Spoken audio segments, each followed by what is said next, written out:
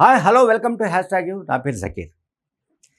తెలంగాణలో అమలవుతున్న ఉచిత పథకాలు ఏవైతే ఉన్నాయో ఆ ఉచిత పథకాలను తగ్గించుకోవాల్సిన అవసరం ఉంది అని రాష్ట్ర మంత్రి వ్యవసాయ శాఖ మంత్రి తుమ్మల నాగేశ్వరరావు చేసిన వ్యాఖ్యలు ఇప్పుడు హాట్గా ఉన్నాయి.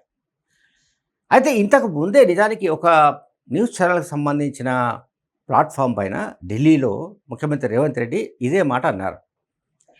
ఆయన కూడా ఏం చెప్పారంటే ఆయన దాన్ని జనరలైజ్ చేశారు. అంటే ఉచిత పథకాలను అమలు చేస్తున్న కారణంగా, అంటే పెద్ద ఎత్తున ఉచిత పథకాలను అమలు చేస్తున్న కారణంగా అభివృద్ధి కార్యక్రమాలకు అది అవరోధంగా మారుతున్నాయి. అభివృద్ధి కార్యక్రమాలను మేము సక్రమంగా నడపలేకపోతున్నాము. ఆ అభివృద్ధి కార్యక్రమాలకు ఉచిత పథకాలకు చేస్తున్న ఖర్చు అడ్డంకిగా మారుతోందని కూడా రేవంత్ రెడ్డి గారు అన్నారు. బహుశా ఇప్పుడు తుమ్మల నాగేశ్వరరావు మాటలను కూడా మనం ఆ విధమైన డైరెక్షన్లో తీసుకోవాలి. తుమ్మల నాగేశ్వరరావు మాట్లాడింది ఏమిటి అంటే, గతంలో అంటే ఎన్టీ రామారావు హయాంలో 83, 84 ప్రాంతాల్లో ₹2 కిలో బియ్యం ఇచ్చినప్పుడు దేవుడు అన్నారు. మరి ఇవాళ ₹60 మార్కెట్లో ఉన్న సన్నబియ్యాన్ని మరి రాష్ట్ర ప్రభుత్వం ఇస్తున్నప్పుడు రేవంత్ రెడ్డిని దేవుడు అనట్లేదే అనేది ఆయన ఆవేదన. అంటే ఉచిత పథకాలు ఉండాలి. ఆయన కూడా ఏమి ఉచిత పథకాలు రద్దు చేయాలని తుమ్మల నాగేశ్వరరావు అనలేదు. తుమ్మల నాగేశ్వరరావు అంటున్నది ఏమిటంటే, ఉచిత పథకాలను మ్యాక్సిమంగా అవి అంటే క్రమంగా దశల వారీగా తగ్గించుకురావడం మంచిదేమో అన్నది ఆయన పాయింట్. ఇది నిజమే, ముమ్మాటికి ఇది అమలు జరగవలసిందే. చాలా సందర్భాల్లో మాజీ ఐఏఎస్ అధికారి జయప్రకాష్ నారాయణ కూడా చెప్పింది ఏంటంటే, సంక్షేమ కార్యక్రమాన్ని అమలు చేయకూడదని ఎవరు చెప్పరు, కానీ అవి పరిమితంగా మాత్రమే చేయాలి. అభివృద్ధి కార్యక్రమాలకు ఎక్కువ స్కోప్ ఇవ్వాలి అని అంటే ఈ సంక్షేమ కార్యక్రమాల పేరిట జరుగుతున్న పంపిణీ ఏదైతే ఉందో దీన్ని మినిమైజ్ చేసుకోవాలి అని ఆయన కూడా అన్నాడు. అయితే ఇది చాలామందికి రుచించకపోవచ్చు, మరీ ముఖ్యంగా బీఆర్ఎస్ పార్టీ.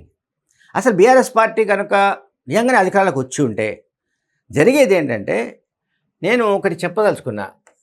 టీఆర్ఎస్ పార్టీ కనుక హ్యాట్రిక్ కొట్టి ఉంటే రైతు బంధు, అలాగే రైతు భరోసా, రైతు బీమా అండ్ ఇంకోటి ఏమిటి వాళ్ళు చేసింది, సరే రుణమాఫీ, లేదంటే ఇంకేంటి వాళ్ళ పథకాలు ఉన్నాయి కదా, KCR kits, okay KCR kits, తర్వాత మన దళిత బంధు, ఇంకా ఇటువంటివి కళ్యాణ లక్ష్మి, ఇవన్నీ ఉన్నాయి కదా.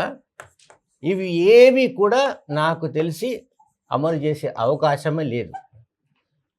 ఇవన్నీ కూడా ఏది అమలు చేసే అవకాశం లేదు. ఒకవేళ కేసీఆర్ వచ్చి ఉంటే ఈ పథకాలే కాదు, ఏ సంక్షేమ కార్యక్రమాలనైతే 10 ఏళ్ల పాటు అమలు చేసి ఓటు బ్యాంకు రాజకీయాలను కేసీఆర్ నడిపాడో ఆ పథకాలను 2023 తర్వాత డిసెంబర్ తర్వాత ఒకవేళ వాళ్ళ అధికారులకు వచ్చి ఉంటే ఇవి ₹1 కూడా పంచే పరిస్థితి ఉండేది కాదు. అంటే ఖజానా ఖాళీగా ఉన్న సంగతి కేసీఆర్కు తెలుసు.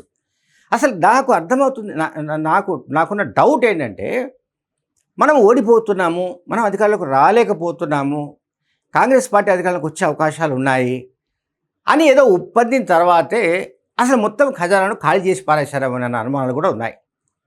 అంటే ఎక్కడెక్కడైతే డెవలప్మెంట్ ఆస్పెక్ట్స్లో ఇతరత్ర మీకు పెన్షన్ రిలేటెడ్ కావచ్చు, లేకపోతే రిటైర్ అయిన ఉద్యోగులకు సంబంధించిన బెనిఫిట్స్ కావచ్చు, మరొకటి ఏదైతే ఇప్పుడు టీచర్స్కు ఉద్యోగులకు పెంచాల్సిన డిఏల విషయంలో కావచ్చు, అన్నీ పెండింగ్లో పెట్టేసి తీసుకొచ్చి సంక్షేమ కార్యక్రమాలకు మొత్తం ధారపోసేశాడు. ఈ సంక్షేమ కార్యక్రమం ధారపోయడం వల్ల మొత్తం బిల్లులన్నీ కూడా ఇప్పుడు రేవంత్ రెడ్డి నెత్తిన పడ్డాయి. అందువల్ల తుమ్మల నాగేశ్వరరావు మాట్లాడుతున్నది ఏంటంటే, ఉచిత పథకాలు అంటే అర్హులకు అందాలి అనేది ఆయన ఆర్గ్యుమెంట్. బేసిక్ ఆర్గ్యుమెంట్ ఏంటంటే, ఎవరైతే ఎలిజిబుల్ ఉంటారో ఆ ఎలిజిబుల్ ఉన్న వాళ్ళకే మనం ఏదైనా ఆ వెల్ఫేర్ స్కీమ్ను అందించడం, అంటే ఫ్రీగా అందించడం అనేది మంచిది. అది మున్ముందు కూడా ఆ కుటుంబం జీవన ప్రమాణాలు మెరుగుపడడానికి వీలవుతుంది అన్నది ఆయన కామెంట్. Thank you.